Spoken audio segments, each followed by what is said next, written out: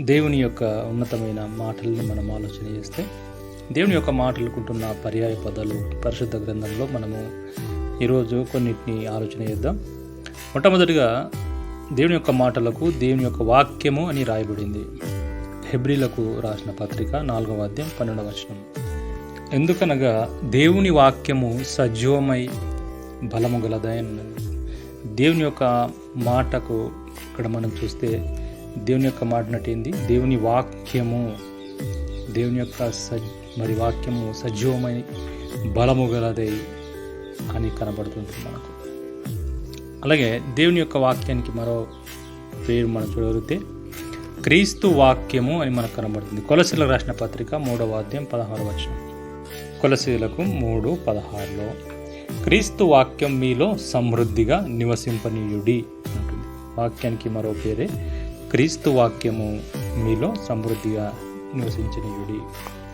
అలాగే మూడో విషయంగా 1 పేతురు 1వ అధ్యాయం 24వ వచనంలో 1 పేతురు 1వ అధ్యాయము 24వ వచనం.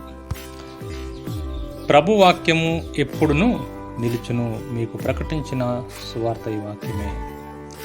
అక్కడ కొన్ని విషయాలు మనకు రాబడతాయి. సర్వశరీరులు గడ్డిని పోలినవారు అని, వారి అందమంతయు గడ్డి పువ్వులున్నది అని చెప్తూ, గడ్డి ఎండును దాని పువ్వు రాలను, అయితే ప్రభు వాక్యము ఎల్లప్పుడూ నిలుచును అని అక్కడ మనకు కనబడుతుంది.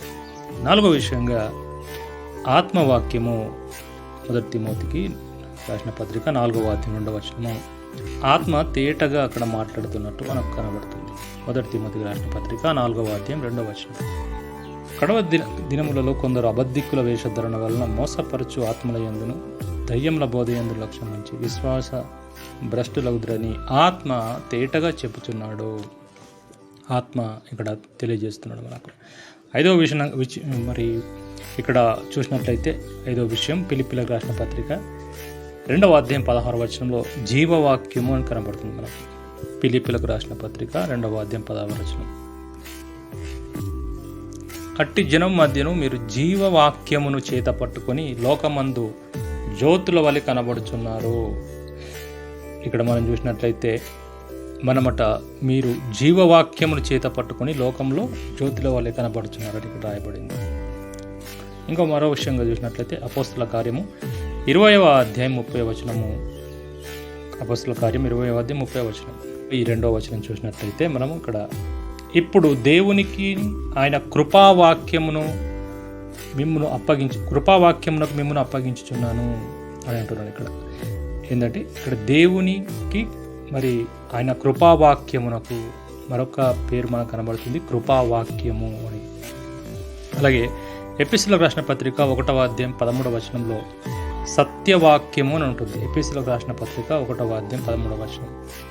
మీరు సత్యవాక్యమును అనగా మీ రక్షణ సువార్తను విని క్రీస్తునందు విశ్వాసం ఉంచి వాగ్దానం చేయబడిన ఆత్మ చేత ముద్రింపబడుతుంది. ఏమినమాట? సత్యవాక్యమును అనగా రక్షణ వాక్యము. అలాగే 2వ పేతురు పత్రిక పేతురు రాస్తూ 1వ అధ్యాయం 19వ వచనం.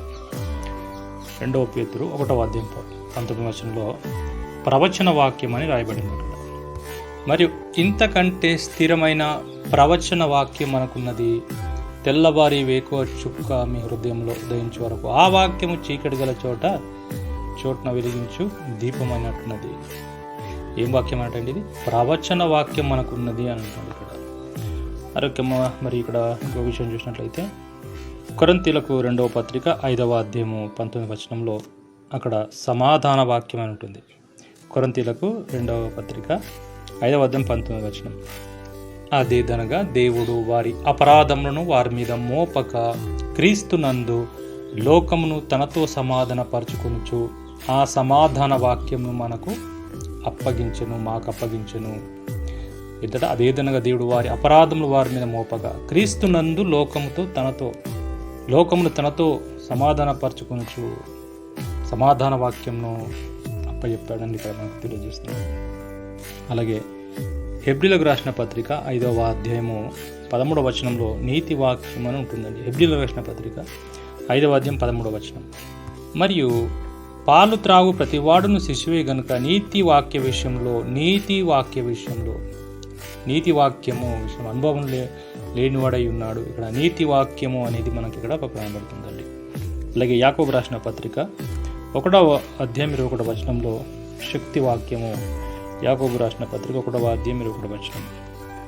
అందుచేత సమస్త కల్మషమును విరుగుచున్న దుష్టత్వమును మాని లోపల నాటబడి మీ ఆత్మలను రక్షించుటకు శక్తిగల వాక్యమును సాత్వికంతో అంగీకరించుడి. ఏం వాక్యం అంటే ఇది? శక్తిగల వాక్యమును సాత్వికంతో అంగీకరించుడి. అలాగే 1 పేతురు రాసిన పత్రిక 2వ అధ్యాయం 3వ వచనము. పేతురు మొదటి పత్రిక 2వ అధ్యాయం 3వ వచనం. వేషధారణను, అసూయ, సమస్తమైన దూషణ మాటలు అని క్రొత్తగా జన్మించిన శిశువును పోలిన వారై నిర్మలమైన వాక్యము పాల వలన రక్షణ విషయంలో ఎదుగు నిమిత్తం ఆ పాలన అపేక్షించుడి. నిర్మలమైన వాక్యము పాల వలన అంటుంది. ఇలా దేవుని యొక్క వాక్యానికి అనేక పేర్లు మనము చూడగలుగుతున్నాం. కనుక ఇంకా దేవుని యొక్క వాక్యానికి ఎలాంటి పేర్లు ఉన్నాయో మీరు కూడా పరిశీలన చేయగలరు. క్రీస్తు పేరిట మీ అందరికీ తెలియజేస్తూ ఈ మాటలు దేవుడు దీవించి ఆశీర్వదించును గాక. ఆమేన్.